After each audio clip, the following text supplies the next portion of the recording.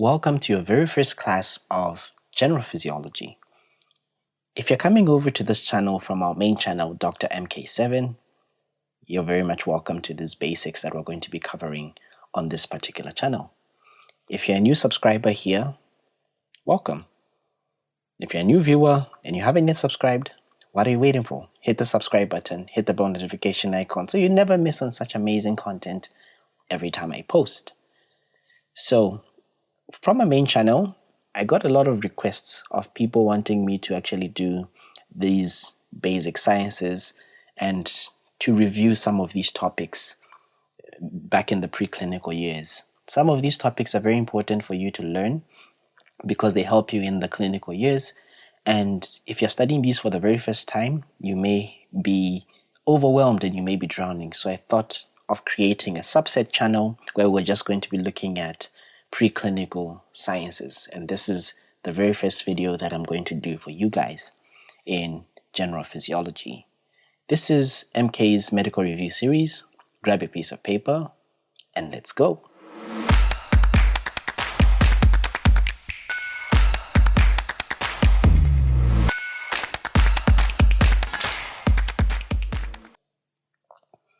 Hello and welcome to MK's Medical Review Series. This is a series on my YouTube channel where we look at medical topics in depth. Today we're going to be looking at cell physiology. If you haven't yet subscribed to the channel, please hit the subscribe button, hit the bell notification icon to be receiving notifications of such amazing content every time I post. To Zambia and beyond, let's go. So over the next few lectures, we're going to be covering the following things. In this particular lecture, we're going to be looking at body fluids and compartments. In the subsequent lecture, we're going to be looking at important solutes. In the third lecture, we're going to be looking at the cell structure and function. Then we're going to move on to transport across the cell membrane.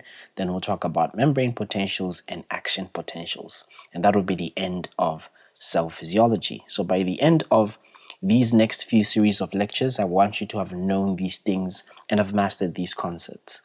In this particular lecture, we're going to be looking at functions of body fluids, body fluid compartments, measurement of body fluid compartments, regulation of water balance, both losses and gains of water, as well as shifts between the different body fluid compartments. We'll also highlight on edema, because most of these lectures are going to be tied in with the clinical sciences, and these are kind of like the basics that you're going to be needing to understand certain other medical conditions as you go further into your medical career.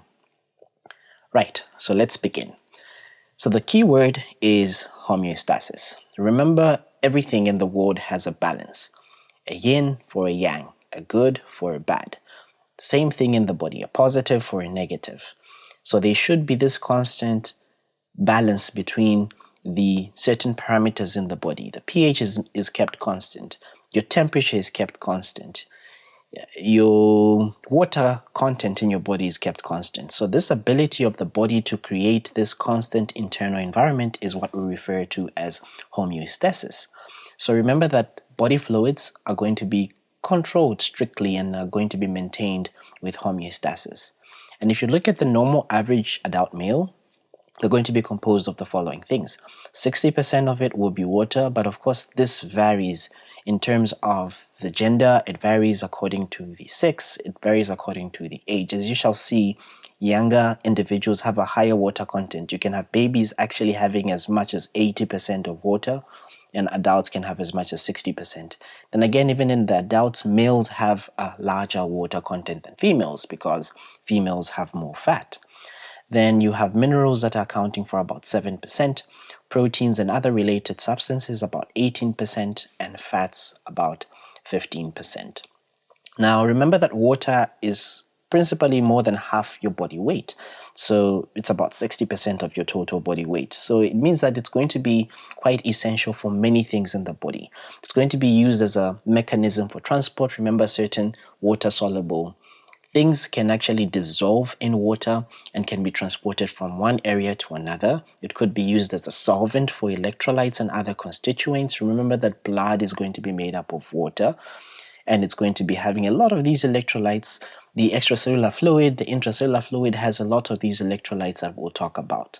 Water is also needed to maintain a constant temperature, because remember, when it's hot, you're going to be sweating, you're losing water, and once that sweat evaporates from your skin, it means it's going to leave your skin at a cooler temperature.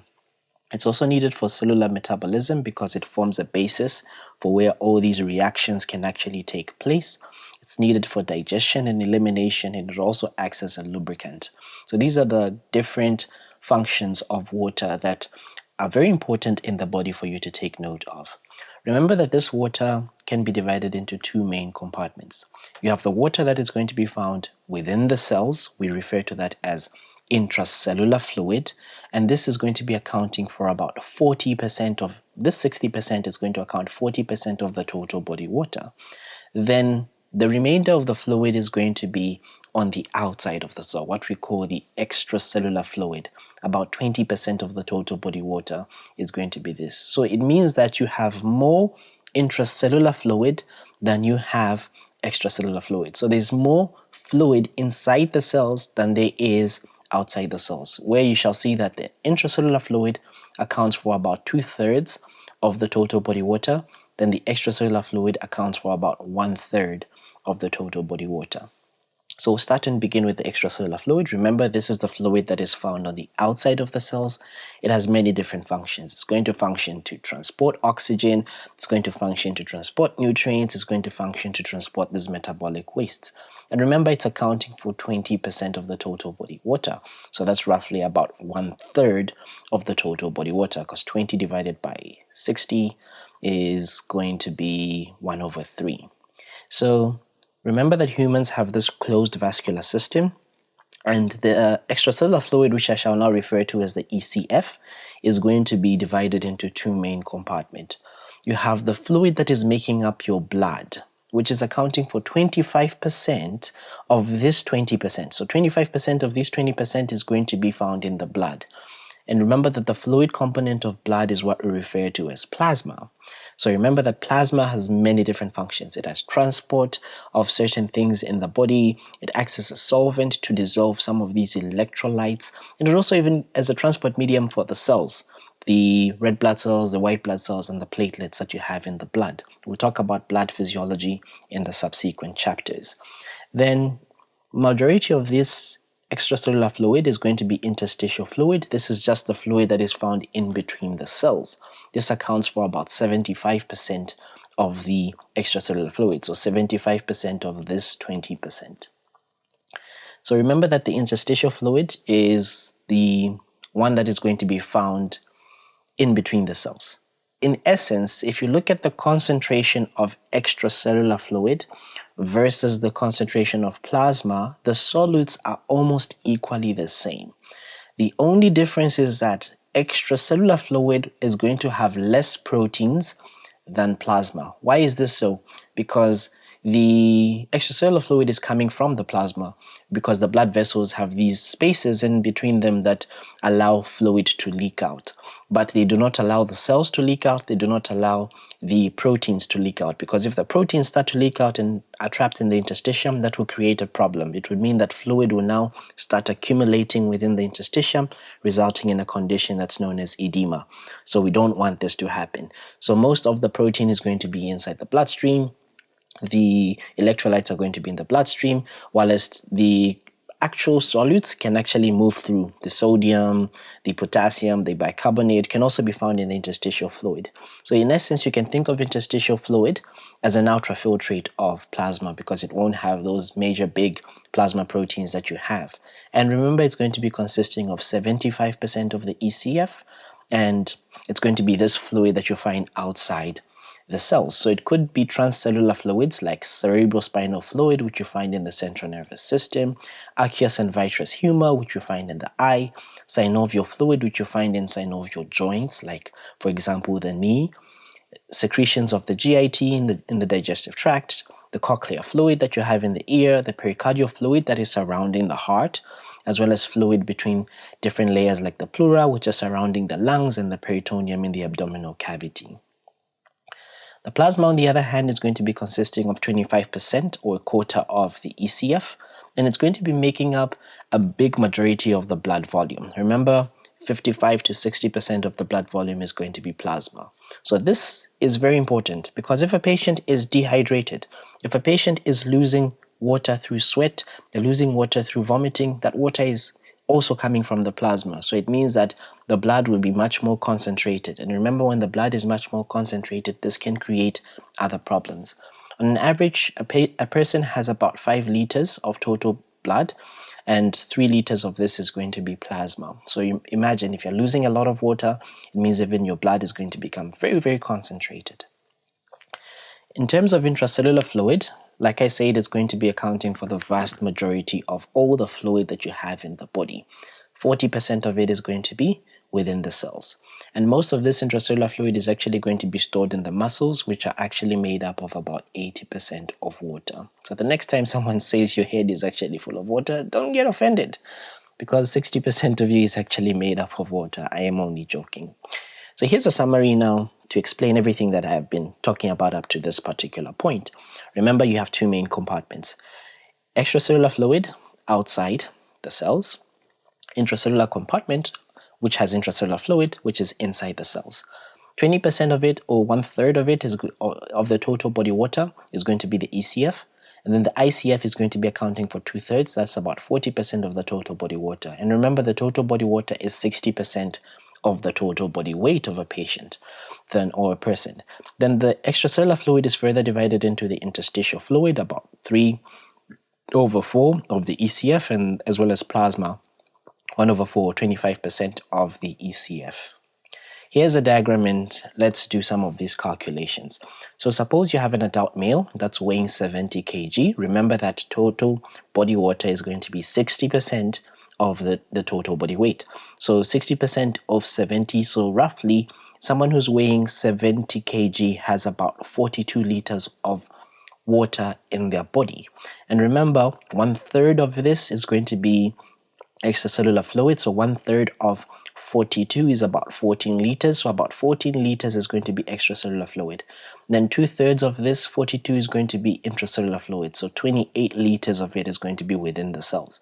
As you can see, the intracellular fluid is much more than the extracellular fluid. Then in terms of the extracellular fluid, you could have the interstitium, which accounts for 3/4. That's about 14 liters. About 10.5 liters of it is going to be in the interstitium. About 0.5 will be those transcellular fluids, like the fluid that you find in the pericardial sac, the fluid that you find in the peritoneum, so on and so forth, even in synovial joints. Then 1/4 of it will be plasma. So plasma accounts for about 3.5 liters. So this is like the breakdown of the fluid that you have in a particular individual. So now, before I actually come to this particular slide, I actually want to explain this using this analogy, and so that it makes so much sense to you guys. So I think I'm going to use a white color, because a lot of people actually complain if I use a red color. So suppose I draw a cup here. Okay, excuse my drawing. Suppose I draw a cup here that has water. So let's say this cup here has water. If this cup here has some openings or some spaces that can allow water to go through, and it also has some electrolytes, I add a bit of some salt. So let's say there's a bit of some sodium in there. I add a bit of some sodium in there. I add a bit of some chloride in there. Let's say I also even add some proteins inside there. Okay? And this is the cup. So let's say this is a cup. There are going to be 2 forces that are going to be seen across the wall of this cup. So this water is made up of water molecules, and these water molecules are constantly colliding with the container of the cup. So they're going to generally create a force that is going to be pushing fluid out of this cup. This force is what we refer to as the hydrostatic pressure. So this is what we refer to as the hydrostatic pressure. So there's going to be this force, or this force that's going to be exerted by the fluid that is contained into this cup, that is pushing onto the walls of this container. We refer to this as the hydrostatic pressure. It tends to push the fluid out of the cup. Now remember that we have these sodium, we have these proteins which are large, which can't even go into some of these small spaces. these things tend to attract water to it. If you want to carry out a simple experiment, just take some salt, put it out there, and then leave it overnight. When you come in the morning, you find that it's wet because sodium chloride tends to attract water. So these electrolytes tend to pull water into the vascular space, or they tend to pull water into this cup. So let's say that you had some water that is surrounding this cup. So you have some water surrounding this cup. So these electrolytes and these proteins are going to be pulling water back into this cup. Now, this force here that is pulling water back into this cup is what we refer to as the osmotic pressure. So this is what we call the osmotic pressure. And there's a special type of osmotic pressure that is offered by the proteins. We call this as colloid pressure or colloidal pressure, colloid pressure, or you can call it as osmotic pressure. It's a type of osmotic pressure that is offered by the proteins. So there's now a balance between the hydrostatic pressure and there's a balance between the osmotic or the colloid pressure.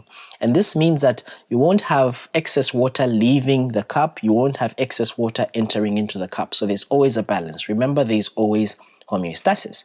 So now, this thing happens in the body. So now, let's substitute the cup, and then we say that now the cup is now a blood vessel. So within the blood vessel, you have blood, which is, of course, this connective tissue that is found in the fluid form, and it's going to be having these electrolytes like sodium, chloride, bicarbonate. It has proteins in them, albumin, fibrinogen, globulin. And these things are offering some pressure to pull, or some force that pulls water into the vascular space. We call this as osmotic pressure. It will pull water into the blood vessels. On the other hand, remember, these same blood molecules are going to be exerting a pressure on the walls of the blood vessels. So they'll tend to push fluid out of the vascular space. So they will create this hydrostatic pressure. So even in the blood vessels, there's a balance between the hydrostatic pressure and the osmotic pressure, such that you don't lose fluid or you don't gain more fluid into your vascular space. Now, I'll create some scenarios for you of what could possibly happen in the body. Suppose someone has a malnutrition. For example, they're not taking enough proteins and they're not synthesizing these proteins here. They're not synthesizing these proteins. Or for some reason, their liver is not working so well. They're not synthesizing the proteins, or maybe their kidneys are losing these proteins in the urine. So it means that now this osmotic pressure will reduce, but the hydrostatic pressure will remain the same.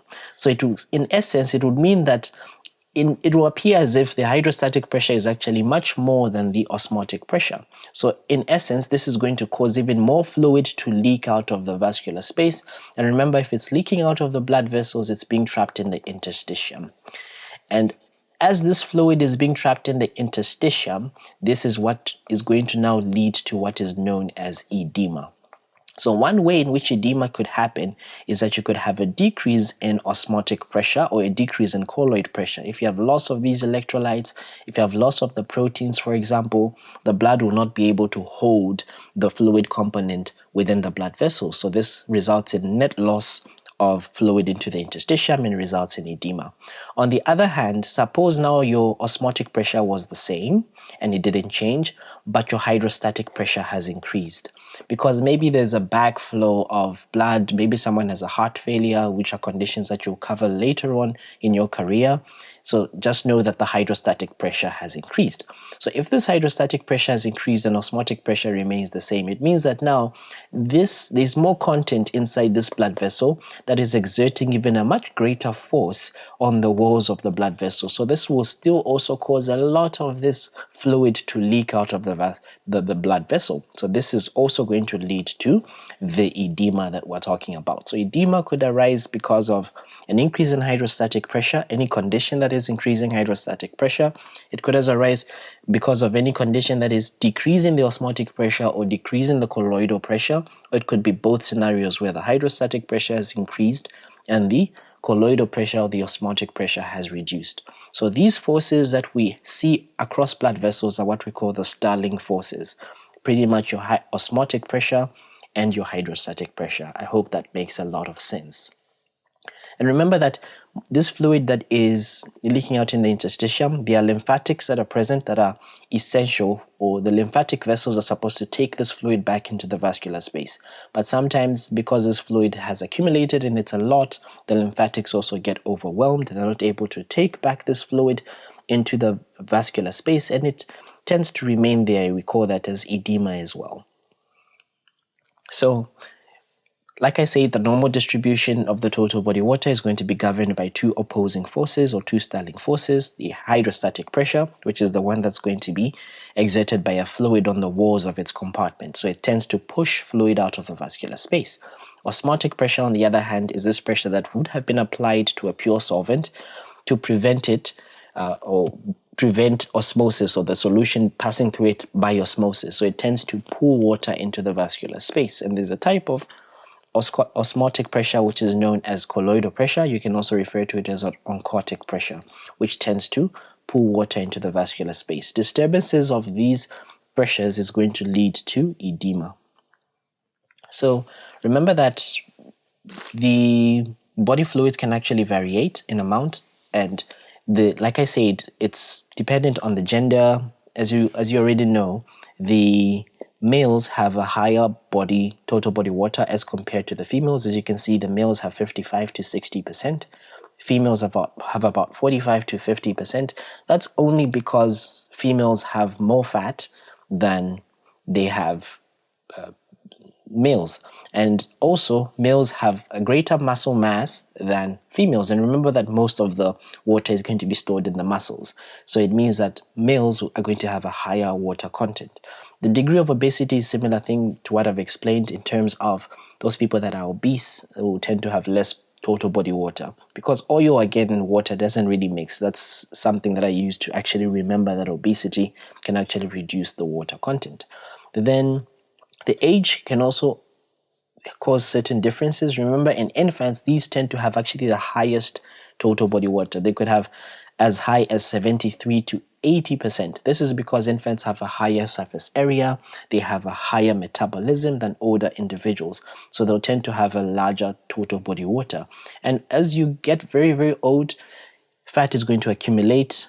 These people are going to be less sensitive to thirst cues, and then, of course, these older individuals are going to have less body water, so about 45%. So even differences in age can cause differences in the body water content. The health of a person, if someone, for example, has a fever, they are losing water because their body is trying to cool itself, so they're going to have less total body water. Climate and physical activity is also self-explanatory. Now, how do we measure this body compartments, and how do we know? How did we come up with these values and say, okay, total body water is 60%? You can actually measure the total body water using certain indicators which we call dyes. So theoretically, it's actually possible to measure the volume of each compartment by injecting a substance which is known as an indicator or a dye that is just going to be confined to that particular compartment. For example, if you inject a dye that stays in the bloodstream, you can actually calculate how much fluid or how much volume is there in the bloodstream based on the concentration of this dye.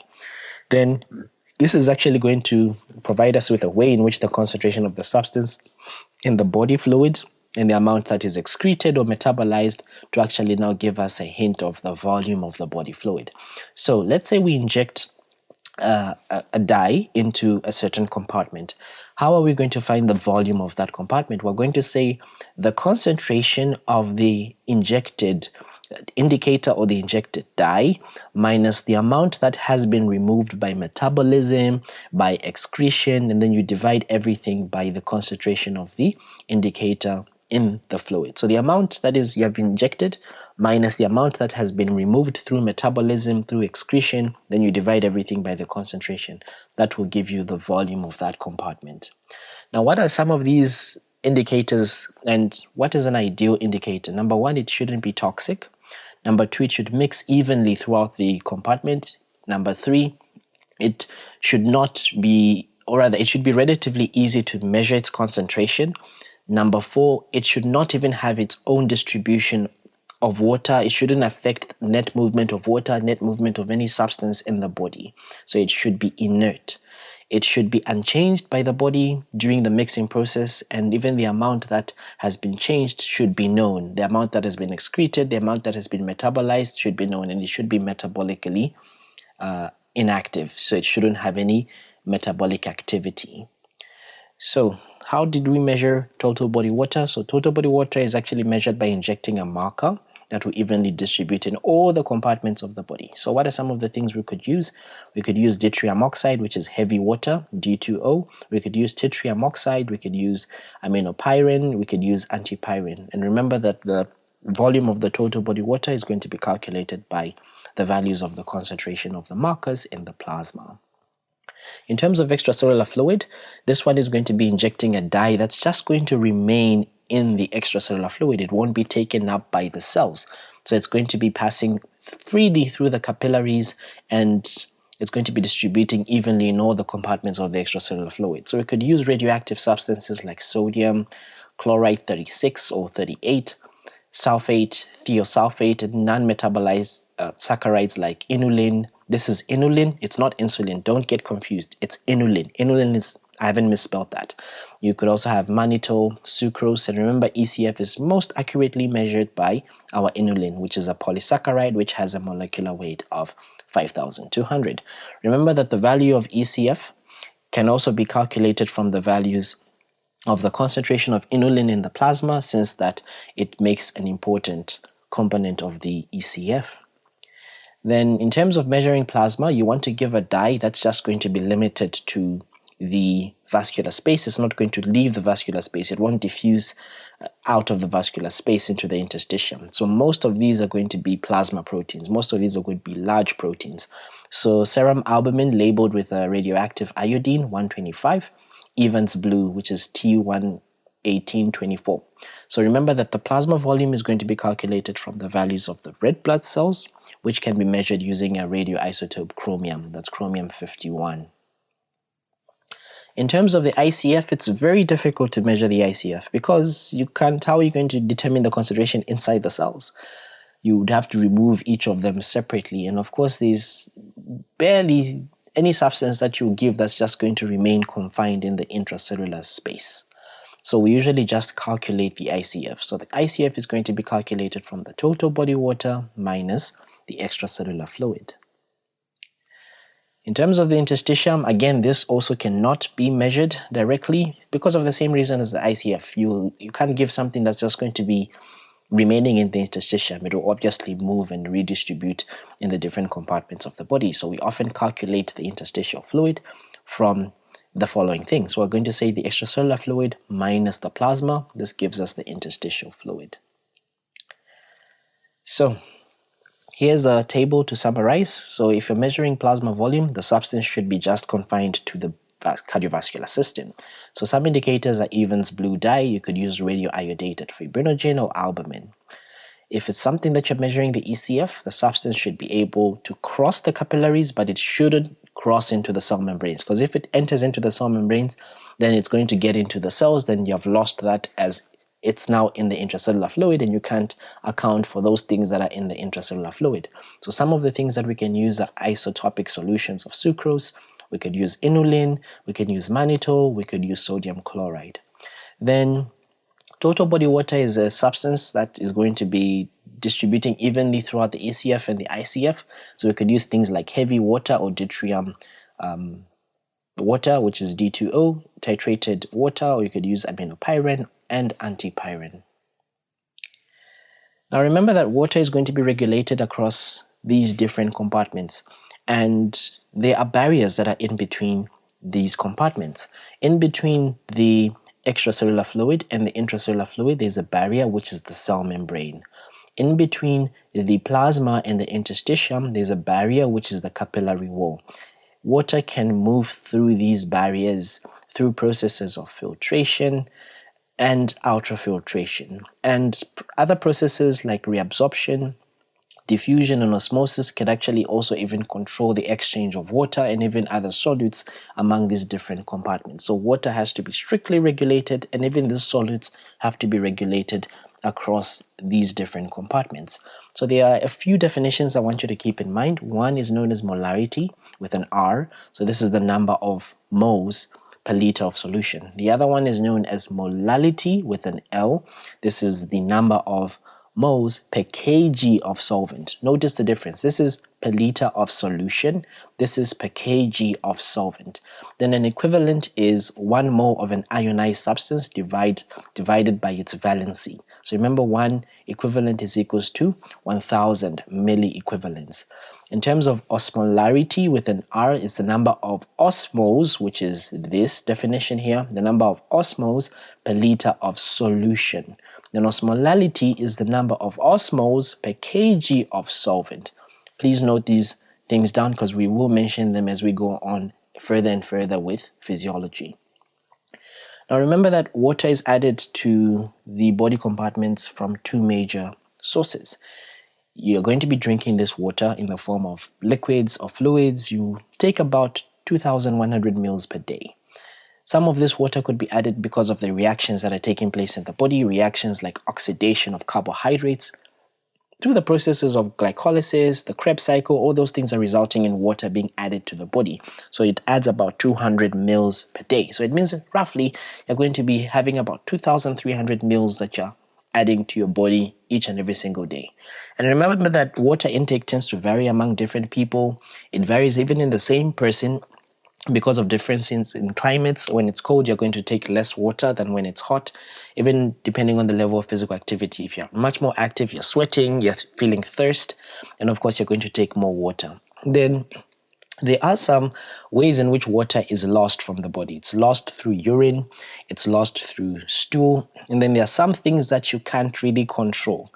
Every time you talk, even now if you breathe on a mirror, it's going to become moist because you are losing some of the water. You're sweating, you can't really control your sweating. So things that are out of your conscious control and you're not aware that you're losing this water, you refer to these as insensible water losses. So some of the insensible water losses, like I said, is evaporation from the respiratory tract, diffusion through the skin, sweating. And these insensible losses could actually be as high as 700 mils per day.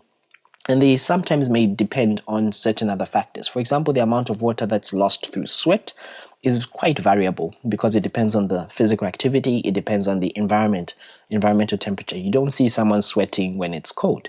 So the volume of sweat normally is about 100 mils per day, but in a hot condition can actually even reach 1 to 2 liters per hour. And this can actually dehydrate a person. Only a small amount is going to be lost in the feces, about 100 mils per day. And though this can increase in conditions that cause diarrhea like cholera, and this can actually be quite fatal for a patient can actually die. The kidneys can actually produce urine up to about 1 mil per minute, so that's roughly about 1,440 mils per day. We'll come to this when we look at the renal system. So some things that can cause gain of water, it's through fluid intake and food, accounting for 1,100 and about 1,000 mils. Oxidation of nutrients, about 200 mils per day, so you receive about 2,300. So on a normal day, you must take in about 2,300 mils as your maintenance of water. Then the losses could be sensible losses, which you have some control over, but in essence, you actually don't really have so much control over. Urine, about 1,400, sweat, about 1,000. Insensible losses like the skin, about 400 mils, the lungs or the respiratory system, 400 mils, the feces, about 100 mils. So you lose about 2,400. So roughly, there's a balance between the amount of water that you're supposed to gain and the amount of water that you're supposed to lose, such that if you are gaining more water than you are losing, if all things considered, there's no problem. You may actually result in fluid overload, which can have a lot of this fluid in your lungs, causing you pulmonary edema. You could have a lot of this fluid in the interstitial space, causing you edema in your body.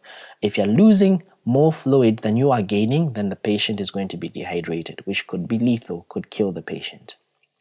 So remember that regulation of water on these solutes, remember the gain is largely by the volume that you drink, how much you drink. And dehydration, like I told you, happens when you're losing more water than you're actually gaining. So you'll get a decrease in the volume of water of the blood. And remember, it's like this. If you put salt and then you put water into that cup, if you remove some of the water and you leave the salt, it will taste more concentrated. Same thing that happens in the bloodstream. You're removing the fluid component of blood, you're leaving the solids there. The blood's osmolarity, the blood will become more concentrated. And remember that this osmolarity, as it's increasing, it's being sensed by a part in the brain that's known as the hypothalamus. And this is actually going to be sensing these changes and triggering certain centers inside the brain to tell you that you're thirsty so that you could drink. So once now this hypothalamus has been stimulated, it's going to kick into the thirst centers to tell you that you're thirsty. It will also stimulate another system which is known as the renin-angiotensin-aldosterone system to actually help in reabsorption of water through the kidneys. But we'll talk about this system in greater details later on in these review lecture videos. Then of course the loss is going to be largely through the urine. So if someone has been dehydrated, there will be a decrease in the flow of saliva, there'll be a dry mouth in the pharynx, there'll be an increase in the blood osmolarity, which is going to be sensed by the hypothalamus because it has osmoreceptors. If there's a decrease in the blood volume, the blood pressure will reduce, and there's a part in the kidney that is known as the juxtaglomerular apparatus, which can actually sense this and actually trigger the release of a compound that's known as renin to kick into play the renin-angiotensin-aldosterone ADH system. So these are going to stimulate the thirst centers, they'll increase thirst, you increase your water intake. And then, of course, this increases the body water to the normal level and it will relieve the dehydration. So this is roughly what's happening with dehydration. We'll talk about this in greater detail when we come to the renal and the cardiovascular system. So remember, the thirst is a late sign of water deficiency, and the extent of amount of salt that you're losing in your urine is actually the main factor that determines the body fluid. Remember, the rule of thumb in physiology is that wherever sodium goes, water is going to follow. So the main factor that determines body fluid osmolarity is the extent of urinary water loss. So there are some hormones that regulate water and solute balance. 4 main hormones I want you to keep in mind. And we'll cover these in later chapters. So we have angiotensin 2, we have aldosterone, which are going to be promoting reabsorption of sodium, chloride, and water by osmosis. These are part of the renin-angiotensin-aldosterone system that I'll talk about later on. We have the etrionatriuretic peptide, which is made from the heart, and then this promotes excretion of sodium, chloride, and water. And we have the antidiuretic hormone, which is also known as vasopressin or ADH. This is going to promote reabsorption of water. We will discuss the details of these hormones in later chapters, so keep subscribed to the channel if you're enjoying this content. So remember that the cells are not going to be shrinking or they're not going to be increasing in size because the osmolarity that you have and the number of solute that you have on the outside of the cells is the same as the one that you have on the inside of the cells. So there is no net loss or gain of this fluid. So now, in the instance where now a patient or a person loses a lot of water, then the solids remain. Think of it like this. You have a cup, and you put some salt in that cup, you put some water. If you remove the water and you leave the same amount of salt in the cup, it will be more concentrated. And remember, water tends to follow where there's more solute, or where there's apparently a greater concentration of solute. So in this instance, where you have the osmolarity of the interstitium actually reducing, this will force water to leave the cells and go into the interstitium to sort of dilute the interstitium. So this will cause the cells to shrink. And remember, this water is moving by osmosis, which I will discuss in subsequent lectures. Then if there's anything that is causing the water content to increase on the outside, but the solute content remains the same, it will be appearing now like as if the inside of the cells has more solute because relative to the outside. So this will force more water into the cells and it will cause these cells to swell up. Some of them may burst. So these changes in osmolarity are going to result from changes in the sodium ion concentration. And someone could actually have water intoxication. I actually have a friend who really loves water. So taking too much water could also be a problem. So if you drink water faster than the kidneys can actually excrete it, it may actually accumulate, it may dilute your electrolytes in the blood. This may lead to convulsions, it may lead to coma, it may also lead to death. So disturbances in this fluid balance can cause hypovolemia in the body, which are associated with dehydration. It can also result in hypervolemia, which also have its problems. Loss of about 10% body fluid is actually about 8% of weight loss, and this is actually quite serious. There are a group of individuals in the world that market these pills that help you lose weight in 2 weeks. But what they simply are diuretics, which are drugs that will cause you to lose water. And they make you lose a lot of this water in a short space of time, and then you appear to have lost weight. But then that's like a very, very transient thing. You'll be able to regain that weight. But there may be some complications like renal problems or kidney problems. Loss of about 20% of body fluid is actually going to equal about 15% water loss, and this is actually quite fatal. And fluid gain each day should be equal to the fluid loss, so approximately about 2 to 3 liters. So even in the hospital, when a patient is sick, we want to give them this maintenance fluid of about 2 to 3 liters, so we keep replacing the amount of fluid that they're losing. If they're losing more through diarrhea, we should replace more when you are treating these patients. So at steady state, the ECF osmolarity, like I said, is equal to the osmolarity of the ICF, which is the normal serum osmolarity is roughly about 280 to 295 milliosmoles per liter. And remember that at steady state, there's no net loss of fluid or no net gain of fluid across the ECF and the ICF. So there are a few definitions that I want you to keep in mind as we are towards the end of this lecture. You could give a fluid that is isotonic. What do I mean? It has the same osmolarity as the serum. So this one, when you put the cells of the human inside this fluid, they will neither shrink nor will they swell. Examples of these fluid that we have in the hospital include normal saline or 0.9% sodium chloride, dextrose 5% in water, Ringer's lactate. And most of these are going to be used when patients have excessive vomiting and diarrhea, especially the normal saline and the Ringer's lactate. Then hypertonic fluids are those that have a higher osmolarity than the serum. So it means if you put these cells, they're very concentrated. You put the cells inside this concentrated fluid, they'll lose water, so they'll begin to shrink. These are things like dextrose 5% in quarter strength normal saline or 0.45, actually half strength, 0.45 normal saline or dextrose 5% in normal saline. These are going to be used to treat temporal hypovolemia. They're going to be used to expand the vascular volume. They're going to be used to foster normal blood pressure and even good urine output after someone has come from an operation. And they should not be used in a patient that has renal disease. They should not be used in a patient that has cardiac disease. So you may use some of these fluids often, not so commonly, but you may use them often. Then hypotonic fluids are the ones that have a less osmolarity than the serum. So it means the cells that you're putting in will have even a concentrated solute on the inside. So they'll cause fluid to move into the cells and they'll cause the fluids to swell up.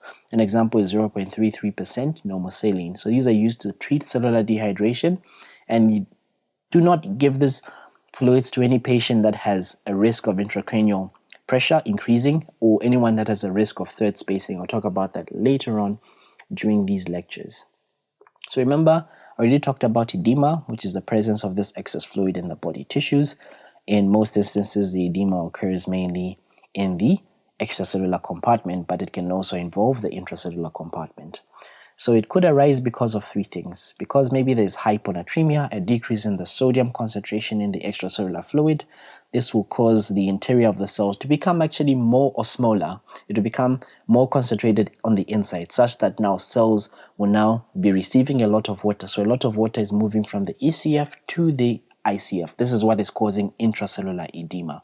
The second thing is because there's a decrease in the metabolism of the tissues. Remember that there is a channel that's known as the sodium-potassium ATPase, which is functioning to pump out 3 sodium ions in exchange for 2 potassium ions. When this pump is not working because there's not enough energy in the cell, sodium will begin to accumulate within the cells.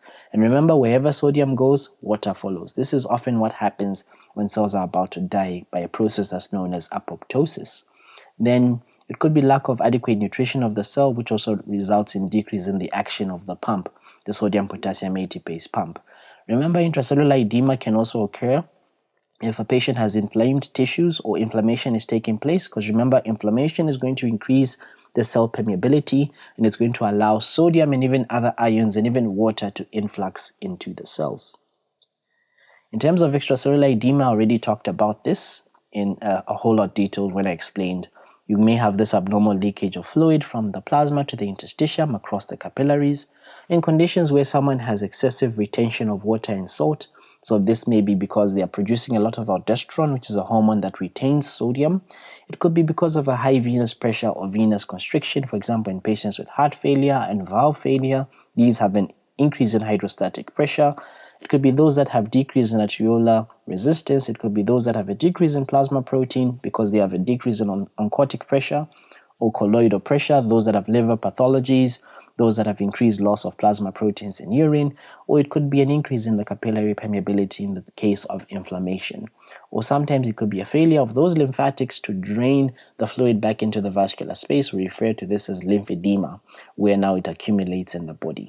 And this may be because the lymphatics are blocked, for example, by a filarial worm infection.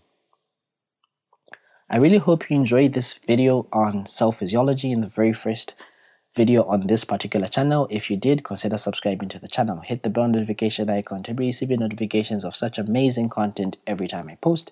To Zambia and beyond, my name is Dr. Moses Kazevu. Until next time, bye-bye.